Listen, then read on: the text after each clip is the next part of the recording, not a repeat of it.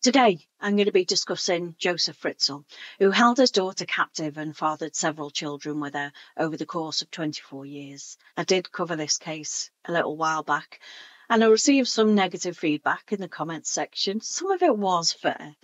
I didn't really do the best job on putting in as much information as what I could have done the first time round, but hopefully this time I won't be accused of producing clickbait. There are, of course, some sensitive subjects which I'm going to be discussing in this video, and it contains themes surrounding incest, rape, sexual abuse, child abuse, and violence. To give you an overview of the case, Josef Fritzl of Austria had his own daughter held captive for 24 years. He raped her and he fathered several children with her. In 2008, the daughter, Elisabeth Fritzl, made her escape and reported to the police that her father had held her captive and repeatedly sexually abused and raped her. She'd been imprisoned in a small cellar beneath the family home. During her captivity, Fritzl fathered a total of 7 children with his daughter. 3 of them remained in captivity with their mother in the cellar. 1 baby died a few days after being born, and Josef Fritzl disposed of the body in an incinerator. The remaining 3 children were brought up by Josef and his wife, Rosemary. Josef had told everyone that Elisabeth had abandoned the 3 children, and the couple had lovingly taken over their care. In order to understand why some offenders behave in the ways that they do, it is sometimes helpful to look at their upbringing. This is probably more of an in-depth analysis that I would do on his background, but his upbringing is quite telling of how it shaped his behaviour. I will put timestamps in the comments section so you can skip this bit if you want to. Josef Fritzl had very difficult beginnings in life. Originally, Fritzl's grandmother married a mill owner. Their loveless marriage was made worse because Anna couldn't conceive. So Fritzl's grandfather had sex with his servants, and one of these, Maria, would go on to become Josef Fritzl's mother. In 1934, Maria met a very poor man called Josef, and in 1935, the unmarried couple had a child. In 1935, it was more outrageous, more stigmatized by a conservative community to have a child out of wedlock. So he was subject to some criticism within the community that he came from. At home, though, Josef was just as likely to be mistreated. An extract from Josef Fritzl's statement read, "I grew up in a poor family. My father was a no-good scoundrel who always cheated. My mother threw him out of the house when I was 4. She was the best woman in the world, and I was her husband in some way. I was the only man in the house. I loved her over everything." Now, that statement is quite telling. It shows confusion over the role that he had within the family, and he had a misguided sense of love towards his mum. He loved his mother, but his feelings weren't reciprocated. His mother was quite defiant at that time and didn't conform with society, and she certainly didn't conform with the Nazis, and that landed her in trouble. She ended up being put in a concentration camp. Josef was left alone, orphaned because his father had gone off to fight in the German army, and he was actually told that his mother had died when she was arrested and put in the concentration camp. So 9-year-old Josef was sent to an orphanage, and he was told for years that his mother was dead, but after the war finished, he realised or found out that she was still alive. After the war, Fritzl's mother became even more eccentric and even more aggressive. Maria's discipline towards her son grew more and more violent. His relationship with his mother changed when Josef turned 15. He finally stood up to Maria's attacks. But disturbingly, a connection between family, violence, and sexuality was already being set in motion. During his trial, a psychiatrist named Adelaide Kastner described how Josef Fritzl locked his daughter up as a way of compensating for a loveless childhood. She made recommendations that he should be treated in a psychiatric institute with intensive therapy. She said that if Fritzl remained untreated, he could go on to commit other crimes, so great was his need to dominate and control other people. Fritzl's mother left him to cry. She regularly beat him. She left him on his own a lot and she showed him no love. The psychiatrist said that Fritzl, who at the time was 73, had struggled throughout his childhood to form a relationship with his mother, and it was impossible to build up any sort of a bond of trust with her. So Kastner, that psychiatrist, concluded that his mother was unpredictable and abusive. The psychiatrist diagnosed Fritzl as having severe combined personality disorder, which included borderline, schizotypal, and schizoid personalities and a sexual disorder, and recommended that Fritzl receive psychiatric care for the rest of his life. All of these disorders relate to having generalized anxiety and social anxiety. They also relate to difficulty forming and maintaining intimate relationships. I'm certain that there are also some other personality disorders that would apply to him as well. For example, he shows a lot of traits of antisocial personality disorder and of narcissistic personality disorder. He has a need to dominate and control those around him. Fritzl had attachment issues from a very early age. When young children aren't securely attached to a caregiver, we know from studies within psychology that they do then have difficulty with trust and intimacy in later relationships. He was always looking for the love and the approval of his mother, which of course he never got. Because his father had left, he saw himself as being the man of the house, and he took on a different role in their relationship. He said that he loved his mother above everything else. These come across as very confused feelings surrounding what a parent should be and how they should discipline their parent and how obedient their children should be to them. Therefore, it's not difficult to see that he developed many issues because of his childhood. Any child who went through that would have issues. But of course, that's not to say that it was okay or he couldn't be blamed for acting in the ways that he did. Obviously, we know lots about his childhood and upbringing, and all of it paints a picture of abuse and trauma. There are links in the description if you do want to read more surrounding that. Josef Fritzl married 17-year-old Rosemary when he was just 21 years old. The couple had a total of 7 children, consisting of 3 sons and 4 daughters. Ulrich was born in 1957. Rosemary was then born in 1960. Harold was born in 1963. Elisabeth, born in 1966. Gabrielle, born in 1971. Joseph in 71. And Doris in 72. In 1959, after Fritzl had married, Fritzl's mother then moved into the house with them. And over time, their roles became reversed. His mother came to fear Joseph. Eventually, he admitted that he later locked his mother up in the attic and bricked up her window, telling the neighbours that she died, and he kept her locked up until her death in 1980. In 1967, Fritzl broke into the Linz home of a 24-year-old nurse while her husband was away, and he raped her while holding a knife to her throat, threatening her that he would kill her if she screamed. Fritzl was arrested and he served 12 months of an 18-month prison sentence for that. He would have been aged about 32 and had 4 children then. Clearly his wife stayed with him and they went on to have 3 more children. So, as I said, Elisabeth was born in 1966. Her father reportedly began to abuse her in 77 when she was just 11 years old. In 78, 1 year after he reportedly started abusing Elisabeth, Fritzl applied for planning permission to build an extension with a basement. He said in his statement that he'd started to turn this hidden cellar into a prison cell and installed a wash basin, toilet, bed, hot plate and refrigerator in 81. Elisabeth would have been 15 years old at that time.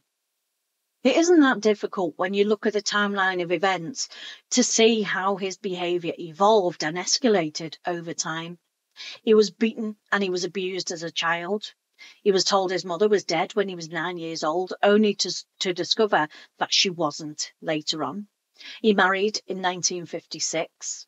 In 1959, his mother moves in with him, and he probably beat her and then bricked up the window and locked her in the attic for years. And they had 4 children. He violently raped a woman in 1967. They then had 3 more children, and he started to abuse Elisabeth in 1977. Then he builds this basement and turns it into a prison cell in 81. So Elisabeth, Joseph's daughter, started a course to become a waitress after completing her compulsory education at the age of 15. So in 1983, she ran away from home and went into hiding in Vienna with a friend from work. She was then found by police within a few weeks, and she was returned to her parents. She rejoined her waitress course, and she finished that in mid-84 and was offered a job in nearby Linz. Like many other victims, she didn't speak up about the abuse that she'd experienced. It was clear that she wanted to remove herself away from the family home and escape any further abuse. She was reported missing by the family, and she was tracked down and forced to return home again. So on the 28th of August 1984, after Elisabeth had turned 18, Fritzl lured her into the basement. He told her that he needed help carrying and fitting a door. And that door was the last piece that he needed to seal what would turn out to be the chamber where Elisabeth was held captive. After Elisabeth held the door in place while Fritzl fitted it into its frame, he held soaked rag, it was soaked in ether, on his daughter's face until she was unconscious, and then he threw her into that prison cell.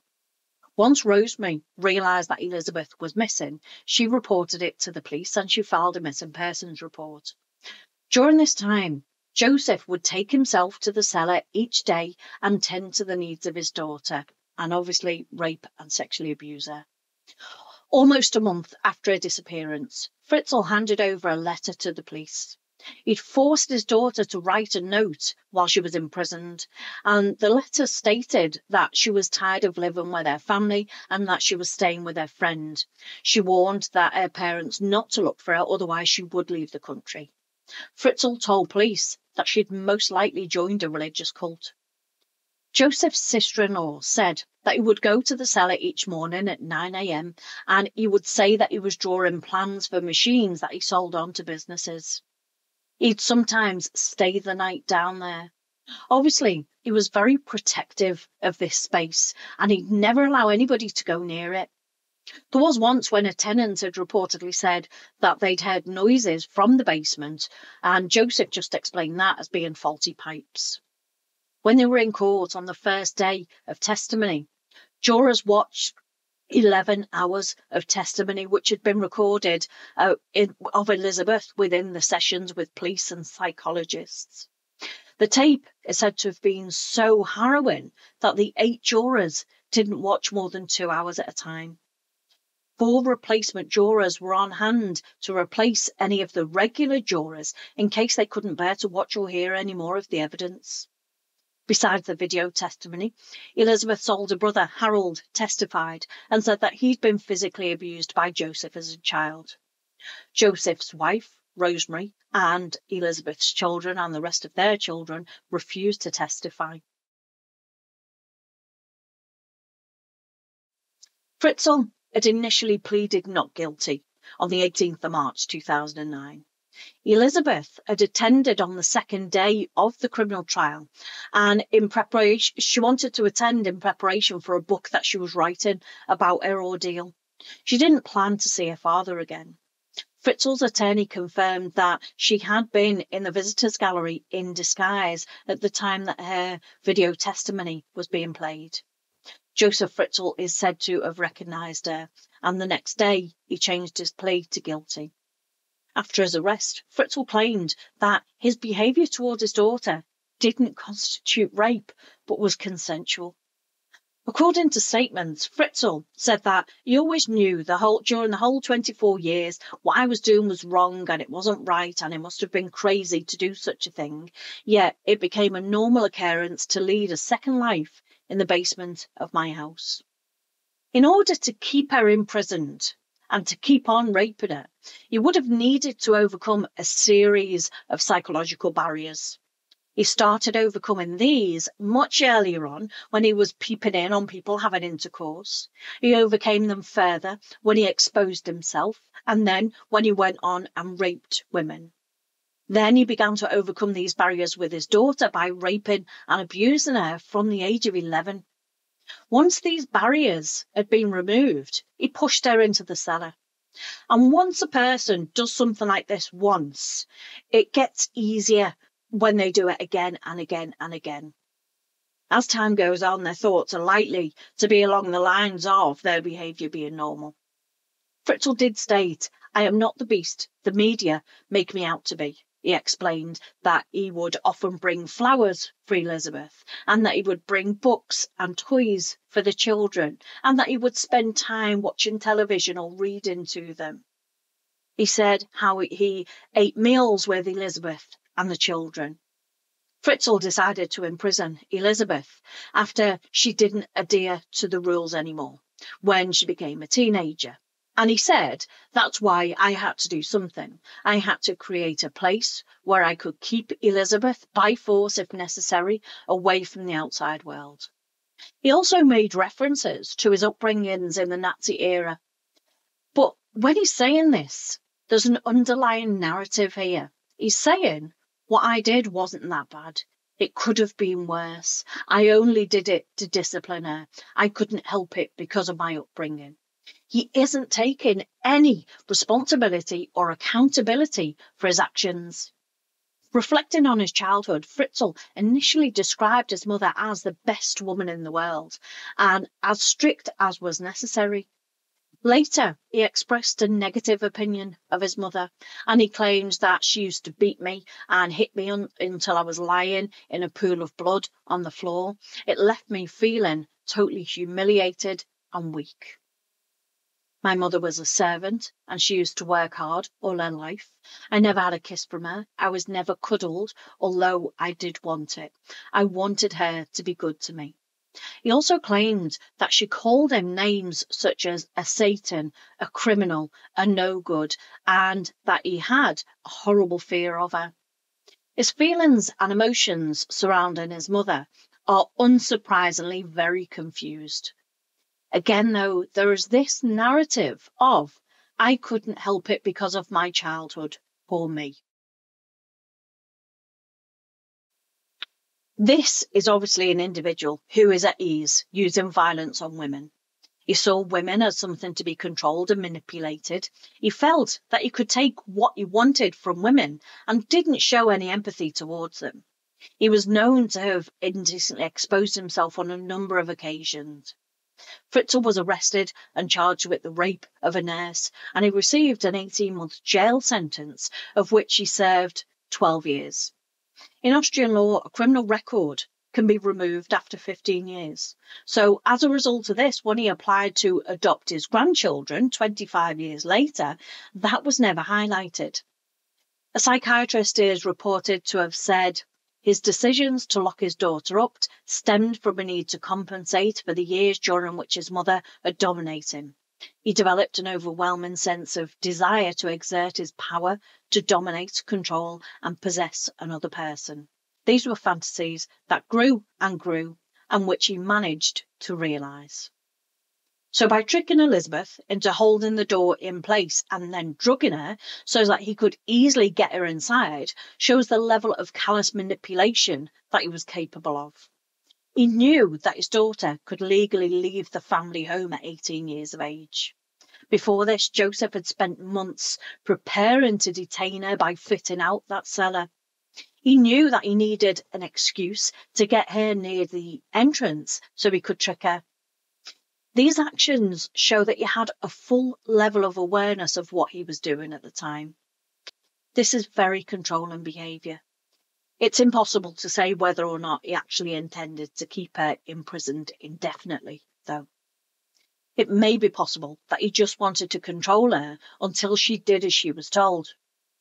From his point of view, he may have felt that he was showing how much he loved her by protecting her from the outside world. He admits that he planned to lock his daughter up while he was imprisoned for rape. That was according to one source, and he's reported to have said so that he could express his evil side. But at the time when he was convicted and spending time in jail in 1967, Elisabeth would only have been 1 year old. He did say, "I was born to rape and I held myself back for a relatively long time. I could have behaved a lot worse than locking my daughter up." Again, though, he's justifying his behaviour, saying that it's not that bad and that he could have done much worse. And this shows just how he doesn't take any responsibility for his actions. It shows that he always thought of her as being a possession, with an attitude of, "I made her, so I can do what I want with her." He was successfully deceiving his wife, his children, and the police. Throughout her 24 years imprisonment, Josef visited Elisabeth in the cellar at least 3 times a week to take them supplies. During these visits, he'd often rape his daughter. And in doing so, it shows that he saw Elisabeth as a vehicle that he could use for his sexual desires. And by keeping her captive, he was able to go and access her and use her whenever he felt like. The captive family had a television, radio and cassette player, and that they were used amongst the various toys and books to entertain them. As more and more children were born, Josef forced Elisabeth and her children to dig out more space with their bare hands to accommodate them. He'd often threaten Elisabeth and the children and control them into doing what he wanted to do. He told them that if they did ever try to escape, that he would gas them. He told them that should they try and escape and tamper with the door, they'd be electrocuted and it'd kill them. He'd also turn off all the lights as punishment when they didn't do what he wanted them to do. As well as turning the lights off for a punishment, he sometimes refused to deliver food for days as punishments as well. After she escaped, Elisabeth told the police that Fritzl often raped her. She said that he forced her to watch pornographic videos, which he made her reenact with him in front of the children to humiliate her. Again, this reflects his belief that he could use Elisabeth to fulfill his sexual urges. It shows a very confused narrative of the role that he played in her life. By raping and demeaning her, he was controlling her and taking away any form of self-worth or any feelings of self-esteem. We often see this type of behaviour in cases of domestic abuse. The perpetrator works constantly to undermine the victim and constantly eats away at their self-worth. They use threats and manipulation to get the victim to do what they want them. The victims then become so afraid and feel so unworthy and helpless that they become compliant. However, Elisabeth showed a great deal of tenacity.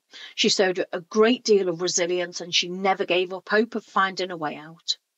In 2008, Elisabeth's eldest daughter became seriously ill and she begged her father to get her medical attention. Elisabeth's daughter was taken to hospital by ambulance and was admitted in a serious condition with life-threatening kidney failure. Fritzl later arrived at the hospital, claiming to have then found a note written by Elisabeth. The medical staff reported the matter to the police, who then reopened the case about her disappearance. Fritzl repeated his story about Elisabeth being in a cult, and he was presented with what he claimed to be the most recent letter from her, dated in January 2008. The police, however, on being shown this, contacted experts on cults, who then raised doubts about the existence of the group that Fritzl described. He noted that Elisabeth's letters seemed dictated and very oddly written. Elisabeth pleaded with her father to be taken to hospital to her daughter, and very surprisingly, he agreed. This was the first time during her captivity that he showed any evidence of compassion towards her. He took her to the hospital, where they were detained by the police for questioning. After receiving assurances that she would never have to see her father again, Elisabeth told the police their harrowing story. After his arrest, Fritzl knew that his secret world that he'd created for himself was no longer. So therefore he cooperated with the police and he told them how to enter the basement. Initially, Fritzl claimed that his behaviour towards his daughter didn't constitute rape, but was consensual. He said that he'd imprisoned her because she didn't adhere to the rules anymore. He suggested that his upbringing during the Nazi era had influenced his ideas of discipline and decency. He said that his mother was very strict and used to beat him. He said how she'd never shown him any affection towards him and how he lived in fear of her. And this suggests to me that he sees himself as being a victim helplessly propelled along in his actions. The underlying narrative to that, of course, is that he's saying he couldn't help what he's done, that it wasn't his fault, but it was the fault of his mother and the fault of his upbringing. During the night of the 27th of April, Elisabeth, her children, and her mother, Rosemary, were then taken into care. Police said Fritzl told investigators how to enter the basement through a small hidden door which was operated by a keyless entry code. Rosemary said that she'd been unaware of what had been happening to Elisabeth. During captivity, Kirsten tore out her hair in clumps. She is reported to have shredded her dresses before stuffing them down the toilet. Stefan, Elisabeth's son, couldn't walk properly because of his height. It forced him, in the cellar it was only 5'6", and because of his height, it forced him to stoop. And it was then revealed that normal everyday occurrences, such as dimming the lights or the closing of doors, plunge both Kirsten and Stefan into anxiety and panic attacks, even now that they know they're safe. The other three of Elisabeth's children who were raised by her father are being treated for anger and resentment about the events. I do find it very, very odd that Josef's wife, Rosemary, never suspected anything was wrong. The upbringing that he had left him scarred and unable to form loving relationships. There are even reports that Fritzl went away on holidays, leaving them in the basement. He's cold, callous, manipulative, controlling, and demanding. So to be a loving father in the family home and then be this cold, manipulative rapist, on the other hand, it would be incredibly difficult to live with these two contrasting personalities, that of being the loving husband and an abusive, incestuous rapist. As far as the wife, Rosemary, goes, I can only assume that she was too afraid to speak out or ask questions or ask about his activities in the basement. In conclusion, then, Josef Fritzl was born as an illegitimate child in a time when that was frowned upon. He was only conceived so that his mother could prove that she was capable of having children. His mother was cold and distant and overly controlling and aggressive towards Josef, but that's no excuse for what he did. He saw himself as the man of the house and he took on the role of a husband, and when he was a teen, he probably experienced sexual desires for his mother and wanted so badly to be loved and recognised by her. He overcame several of these psychological barriers to peep on people having sex, to exposing himself to raping other women, and then finally raping and sexually abusing his own daughter. His son also testified that he was physically abused by his father. It seems unlikely to me, at least, that these were the only two children that he abused. It's also unlikely that he would have been able to maintain these two very different personalities for years without ever raising suspicion. Elisabeth and her children now live in a secret location, rightly so. They do have ongoing therapy, and it's thought that she no longer speaks to her mother. I do hope that you found this psychological analysis of Josef Fritzl informative and interesting. More importantly, as always, I hope that you've learned something new. You can subscribe, and if you could like or even comment, let me know what you think of this case. I'd be more than interested to read that. Thanks for watching then. Bye for now.